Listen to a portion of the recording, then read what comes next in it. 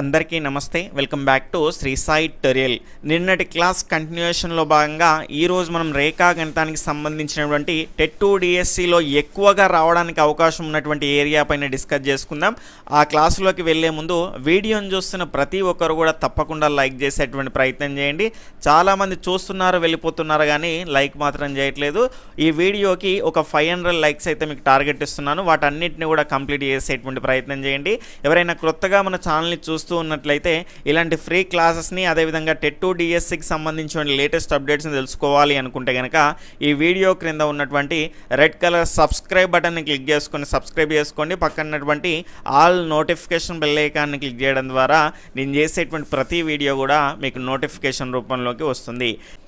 ఈరోజు క్లాస్లో భాగంగా మనం మొదటి క్వశ్చన్ని కనుక చూసుకుంటే రెండు పూరక కోణాల మధ్య భేదము 34 డిగ్రీలు అయితే వాటిలో కనిష్ట కోణం ఎంత అని ప్రశ్న. ఇక్కడ జాగ్రత్తగా గమనించాల్సినటువంటి అంశం ఏంటి అంటే ఏవైనా రెండు కోణాల మొత్తము = 90 డిగ్రీలు అయితే దాన్ని ఏమంటాము అంటే పూరక కోణము అంటాము.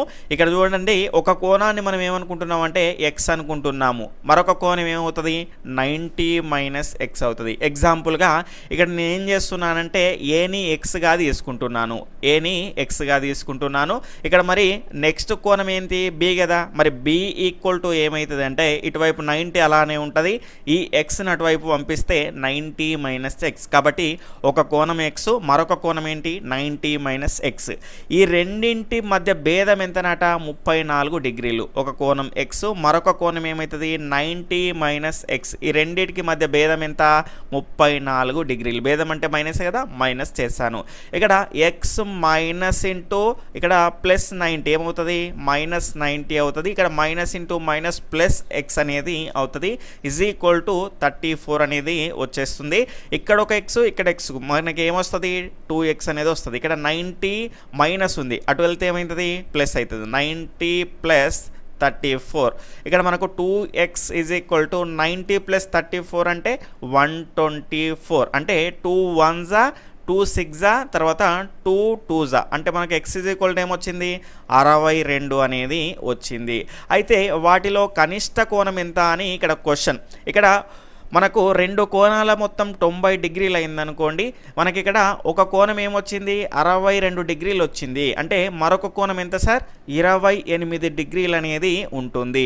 లేదంటే 90 - ఈ కోణాన్ని తీసేస్తే మనకేమొస్తుంది 28 డిగ్రీలు అనేది వస్తుంది. అంటే ఇక్కడ ఈ రెండిట్లో కనిష్ట కోణం ఎంత 28. కాబట్టి దీని యొక్క ఆన్సర్ ఏమొస్తుంది 28. తర్వాత ఇదే ప్రశ్నలో మనకు సంపూరక కోణం అని ఉంటే, ఇక్కడ పూరక కోణం అని ఉంది కదా, అలా కాకుండా సంపూరక కోణం అని ఉంటే కనుక ఒక కోణం ఎక్స్, మరొక కోణము 180 - ఎక్స్ అవుతుంది.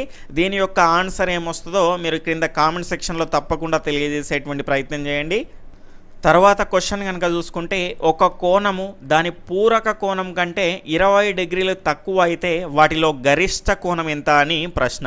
ఇక్కడ మళ్ళీ పూరక కోణమే కదా, అంటే ఒక కోణం ఏమవుతుంది ఎక్స్, మరొక కోణం ఏమవుతుంది 90 - ఎక్స్ అనేది అవుతుంది. ఇక్కడ జాగ్రత్తగా గమనిస్తే ఈ స్టేట్మెంట్ని ఒక కోణం రాసేసుకున్నా, దాని పూరక కోణము కంటే 20 డిగ్రీలు తక్కువ.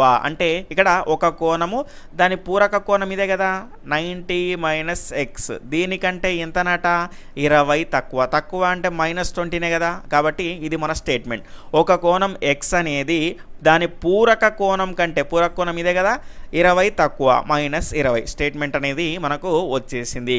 ఇక్కడ మనము దీన్ని బ్రాకెట్ని ఓపెన్ చేసేసుకుంటే x = 90 - ఎక్స్ -20. ఇక్కడ మనకు ఈ -xని ఇటు పంపించేస్తే 2x అవుతుంది. అంటే ఈ మైనస్ అటు వెళ్తే ప్లస్ అవుతుంది. కాబట్టి 90 - 20 అనేది ఇక్కడ ఉంటుంది. మనకు 2x = 90 నుంచి మనకు 20 తీసేస్తే 70 అనేది వస్తుంది. x = 35 అనేది మనకు x వాల్యూ, అంటే ఒక కోణం వాల్యూ అనేది వచ్చింది. ఇక్కడ మరొక కోణం రావాలి అంటే 90 మైనస్ ఎక్స్, అంటే ఇక్కడ 90 మైనస్ 35 చేస్తే మనకు ఏమొస్తుంది 55 అనేది వస్తుంది. అంటే ఇక్కడ మనకి ఏం అడిగిండు మరి, అయితే వాటిలో గరిష్ట కోణం ఎంత అని అడిగాడు. కాబట్టి గరిష్ట కోణం ఏమవుతుంది సార్ 55 డిగ్రీలు. అదేవిధంగా ఇక్కడ గనక ఒకవేళ సంపూరక కోణం ఉంటే దీని ఆన్సర్ ఏమొస్తుందో ఖచ్చితంగా దీని యొక్క నంబర్ వేసేసి 5 అని వేసేసి దీని ఆన్సర్ని తెలియజేసేటువంటి ప్రయత్నం చేయండి. అది మీకు హోంవర్క్గా భావించండి. తర్వాత ప్రశ్న, ఒక కోణము దాని సంపూరక కోణానికి 4 రెట్లకు 15 ఎక్కువ అయితే ఆ కోణాలను కనుగొను అని ప్రశ్న. ఇక్కడ మనకు సంపూరక కోణము అన్నాడు కాబట్టి ఒక కోణం ఏమవుతుంది సార్ ఎక్స్, మరొక కోణం ఏమవుతుంది 180 మైనస్ ఎక్స్. అయితే ఇక్కడ చూడండి స్టేట్మెంట్ జాగ్రత్తగా చదవండి. ఒక కోణము దాని సంపూరక కోణం అంటే ఇదే కదా 180 మైనస్ ఎక్స్, 4 రెట్లు అంటే ఇంటూ 4 కదా, 4 రెట్లకు 15 ఎక్కువ అంటే ప్లస్ 15 కదా ఈక్వల్ టు ఎక్స్. అంటే ఒక కోణం ఎక్స్ అనేది దాని సంపూరక కోణము 180 మైనస్ ఎక్స్ కంటే 4 రెట్లు ఎక్కువ, అంతేవిధంగా మనకు 15 ఎక్కువ, 4 రెట్లకు 15 ఎక్కువ అని ఇక్కడ స్టేట్మెంట్లో ఇచ్చాడు. కాబట్టి స్టేట్మెంట్ అనేది మనకు టాలీ అయిపోయింది. ఇప్పుడు మనం సింప్లిఫై చేసుకుంటే ఇక్కడ ఎక్స్ ఈక్వల్ టు 18 నాళ్ళ 72, ఈ 0 యాడ్ చేసుకుందాం. తర్వాత 4 into minus X minus 4x, దాని తర్వాత ప్లస్ 15 అనేది వచ్చేస్తుంది. ఇక్కడ ఈ మైనస్ 4x అటు వెళ్తే కనుక ఇక్కడ ఎక్స్ ఉంది కాబట్టి 5x అనేది అవుతుంది. 720 ప్లస్ 15, ఇక్కడ 5x ఈక్వల్ టు 720 ప్లస్ 15 735 అనేది అవుతుంది. అదేవిధంగా మనం ఇక్కడ క్యాన్సల్ చేసుకుంటే 5 1s ఇక్కడ ఎంత మిగిలింది 2 మిగిలింది, దాని తర్వాత 5 4s ఇక్కడ 3 మిగిలింది, తర్వాత 5 7s 35. అంటే x ఈక్వల్ టు ఎంత వచ్చింది సార్ 147 అనేది వచ్చింది. ఒక కోణం అనేది మనకు వచ్చేసింది.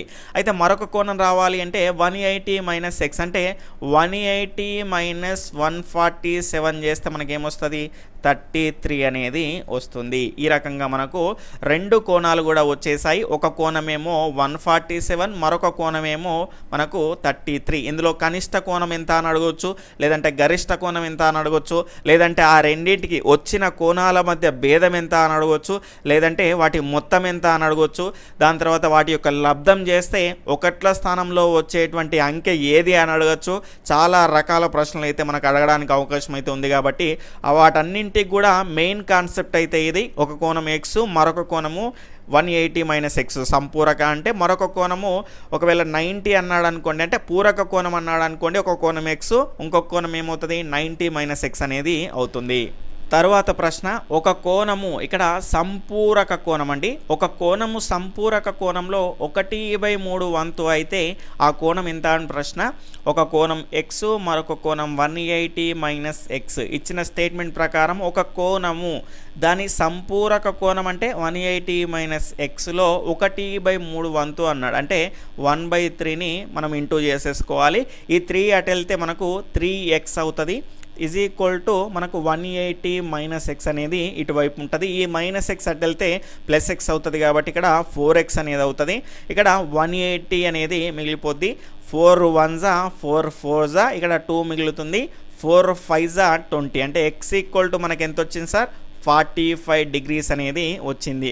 ఇది దీని యొక్క ఆన్సర్ అవుతుంది.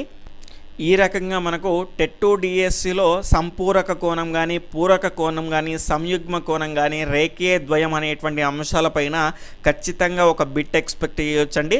ఇదే మోడల్లో కాకపోయినా కొంత డిఫరెంట్గా అయినా అడగవచ్చు, కానీ ఖచ్చితంగా ఒక మార్క్ ఎక్స్పెక్ట్ చేయగలిగినటువంటి మోడల్గా మనం చెప్పుకోవచ్చు. ఈ క్లాస్ అనేది మీకు నచ్చింది అనుకుంటే కనుక తప్పకుండా మీ ఫ్రెండ్స్కి షేర్ చేసి మీ యొక్క సపోర్ట్ని మన ఛానల్కి అందించండి. ఎవరైనా కొత్తగా మన ఛానల్ని చూస్తూ ఉన్నట్లయితే ఈ వీడియో క్రింద ఉన్నటువంటి సబ్స్క్రైబ్ బటన్ క్లిక్ చేసుకొని సబ్స్క్రైబ్ చేసుకోండి. పక్కనటువంటి all notification bell icon click చేయడం ద్వారా నేను చేసేటువంటి ప్రతి వీడియో కూడా మీకు నోటిఫికేషన్ రూపంలోకి వస్తుంది. వీడియోని చూసిన ప్రతి ఒక్కరు కూడా తప్పకుండా లైక్ చేసి మీ యొక్క సపోర్ట్ని మన ఛానల్కి అందించండి. బాయ్, టేక్ కేర్, జై హింద్.